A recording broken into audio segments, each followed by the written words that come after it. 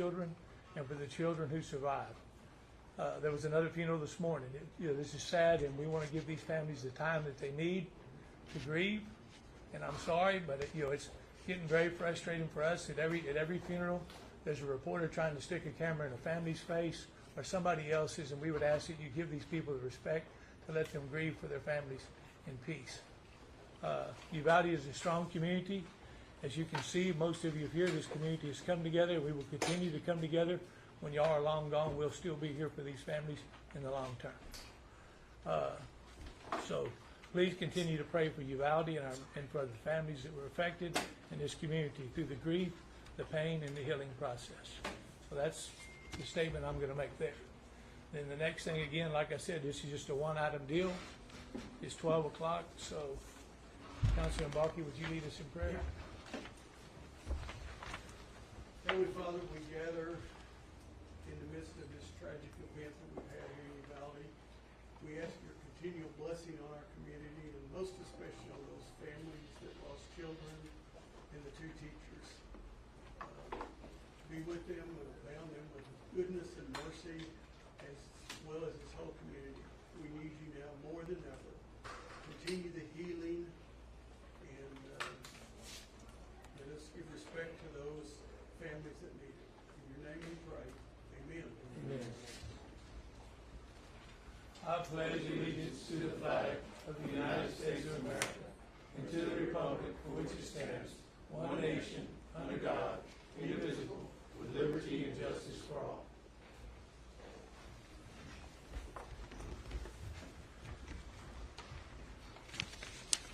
So, if I didn't officially do it, I'll call the meeting to order. We have one item on the agenda, and it's 4A, consider reissuing the mayor's declaration of local state of disaster due to emergency.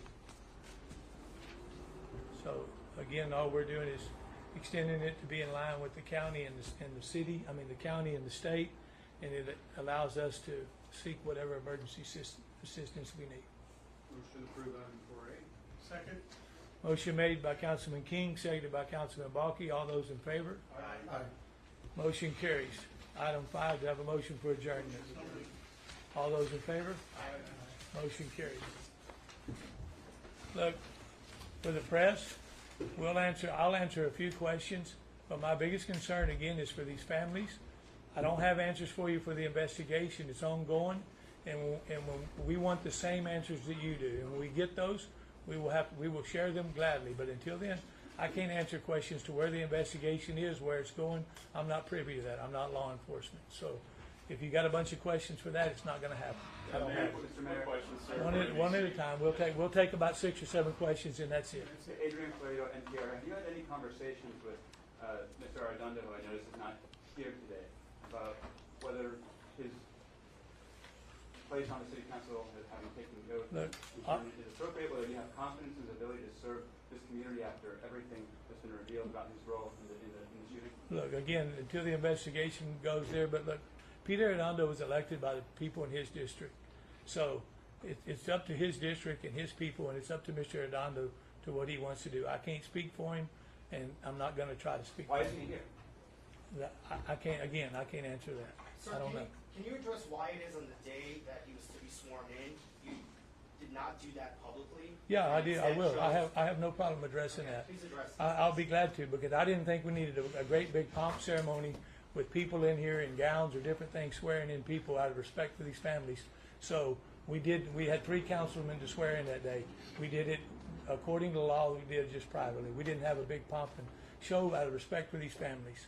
I didn't even want to have this meeting today, but we have to extend this declaration. Right. Okay, two questions from you, see. Is Pete Arredondo still the school's chief of police? You'll have to talk to the UCISD. He's not an employee of the city, and I can't answer that. And did you make an effort to reach out to him personally to be at this meeting today? I did not. Mayor, ABC News, can you talk a little bit about the city's efforts right now in furthering this investigation? I know you talked about, for example, the DOJ coming in.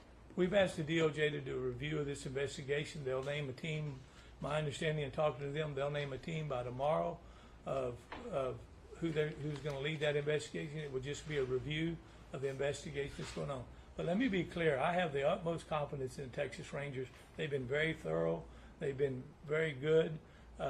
We had some missteps with the DPS releasing some facts and different things, but that wasn't the Rangers who are leading the investigation. Can you So you elaborate? blame the DPS? Excuse me, hold on. Can you I'm not blaming anybody, sir. Yeah, can you just elaborate though on that statement about DPS? Can you help us understand what you mean by there were some missteps? Well, we were told one thing one day, and the next day the narrative changed. You were told for a week that a teacher propped the door open with a rock, and at the end of the week, that story was gone too. That's the missteps I'm talking about. But look, I'm not here to try this. We want facts and answers just like everybody else. So, this is we have to look at these families every day. And my heart breaks for them every single day, every moment. And, like I said, we want the truthful answers. We want to be transparent, and we will when it comes out. We have nothing to hide. Regarding transparency, Mayor, it's now been more than a week since there's been any public statement about this investigation. Is that acceptable to you? No, it's not, but again, I don't control that side of it. You'll have to take that up with the district attorney. Again, I don't have that. We've asked for a briefing or something, but we're not getting it. So, So the I've been city- told that they're law enforcement and we're not going to be entitled to it at Is this it my time. understanding that you as the mayor have asked the DA for some sort of briefing and they've given you nothing? I've asked everybody involved, sir, for a briefing at one point or another. How does it make you feel? It's frustrating, but again, I've been told I'm not law enforcement. But it makes me feel You're the real mayor of this frustrated. community, sir. I am the mayor of this community, sir, but I'm not a law enforcement officer. And the last thing I want to do is jeopardize their investigation because I want the truth to come out. So even your own city police chief can't give you a briefing on what happened that I haven't asked him, sir. Again, I was asked to stay out of their investigation and not comment on it, and I'm not going to talk about the investigation anymore because you're asking me questions that I can't give you answers on. I have a question, sir. Yes, sir. My name's Alfred. I'm one of the, my father, one of the victims, sir. Yes, sir. My I have- condolences to you. I have lots of questions about the investigation, but just one question that I had that I don't know if y'all had the time to think about. Did y'all think about possibly canceling summer school sessions for the children that are still going to school? I have a stepson, and we had to hold him back out of classes that were starting today because he's scared to go to school and whatnot. So I was just wanted to ask, did y'all explore that option about canceling summer school sessions, or y'all have to do that? Or? Again, I don't have the authority to do that. It'd have to come from the school board or Superintendent Harrell. And I'll take two more questions and that's it. If anybody has any more. Mayor, you have parents here in the room. They obviously aren't getting any answers either. Is there something the city can do to help these I'm asking families? every day, I promise you. I'm asking every day. And like I said, I'm asking the DA at least to come out and tell y'all, I have no comment for you or something, but to communicate something to you.